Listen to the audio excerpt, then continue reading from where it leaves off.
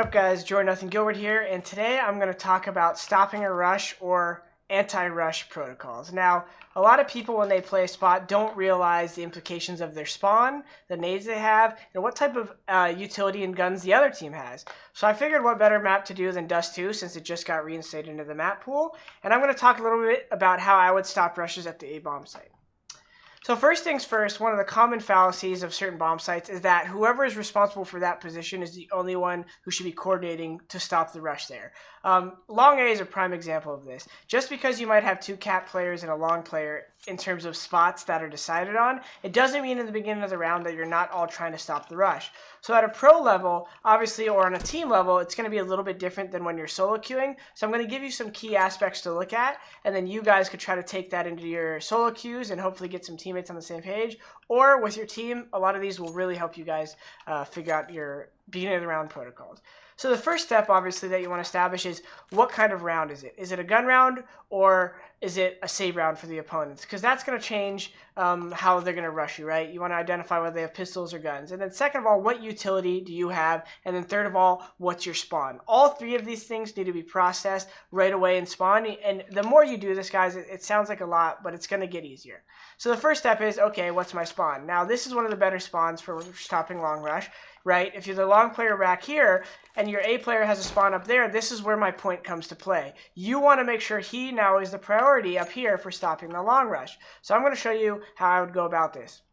The best spawn for the long rush is important because he's the only one who has a chance of getting across to Big Pit and having a good position to fight and hold down the long rush no matter what situation occurs. If you try to make your second and third guy go across to Big Pit, chances are he's going to get blind from flashes coming over, or he's going to just get pushed off the corner, and by the time he tries to run and peek it, they're already going to be waiting for him. So the important things are the protocols for 1, 2, and 3. First guy, your job is to avoid flashes and get to Big Pit. Now, as you're on the run, if you have a Molotov while you're running is a really good thing to practice. So try to get it in the door and practice. As you notice, I even missed my first attempt, second attempt. There's different ways of doing it. Obviously, you could just throw it like that if you're really confident.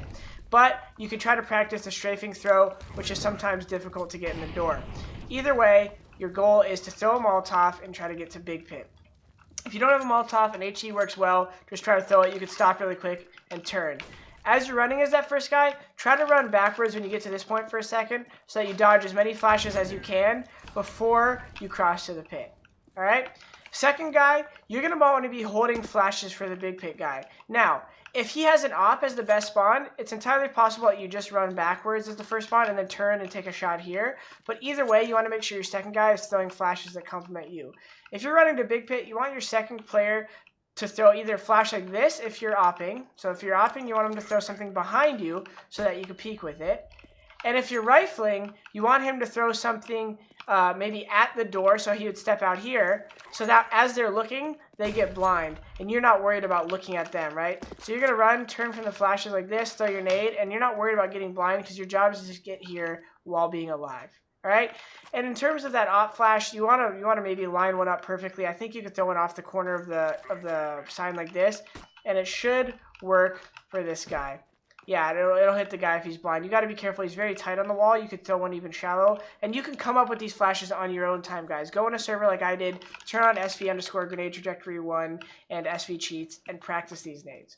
So second spawn, your job is to throw support nades for your first spawn. Now, once you guys establish that you guys got into Big Pit, they still could be rushing, so you need to make sure you're all fighting together. So a common thing for the T's to do is throw a smoke at the corner and try to isolate the Big Pit guy. This is where you need to get creative. In this particular case, I know one of my favorite plays is the third guy can throw a Molotov like this, which stops them from progressing on him in the close angle, and then you could throw flashes upon his request to fight with. So he could stay down here, and then you can throw flashes behind him, and he can kind of be on the back wall and just hold this angle. And then what he could do, actually, is he could hide in the Big Pit like this, and you guys could cover his cross with an AWP here, or rifles, get up close. You can coordinate the re-peek and the flashes.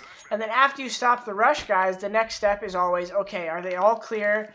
Is blue clear? Is this clear? If it is, have this first spawn smoke it, and then rotate him out of long so that one of the other guys who still has a smoke can stay and play it, guys. And this is just one example of how to stop a bomb site.